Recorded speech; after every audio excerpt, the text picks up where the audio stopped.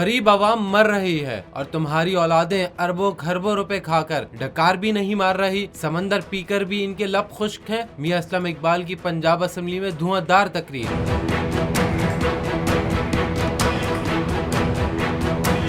मियां असलम इकबाल ने हुकूमत को आईना दिखाते हुए कहा कि तारीख जब लिखी जाएगी तो लिखा जाएगा कि पाकिस्तान सही सिमत जा रहा था, इसे बैरूनी साजिश के जरिए दोबारा कशकोल उठाने वाला मुल्क बना दिया गया। उन्होंने हुकूमत को शदीद तनकीद का निशाना बनाते हुए कहा कि तुम लोगों ने अगर सोचा है तो सिर्फ अपने बारे में, अपने केसेस के बारे में, मनी लॉन्ड्रिंग के बारे में, अपनी औलाद और अपनी करप्शन के बारे में सोचा है, किसी ने गरीब आवाम के बारे में नहीं सोचा।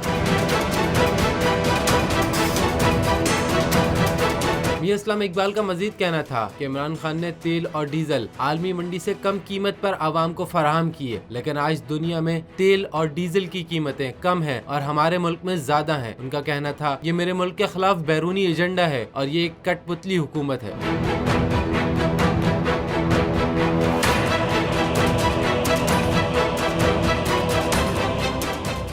हकीकी आजादी की जंग में बोल भी कप्तान के हम कदम। इलेक्शन कराओ मुल्क बचाओ की लाइव ट्रांसमिशन दिखाई लम्हा बलम्हा सूरत हाल।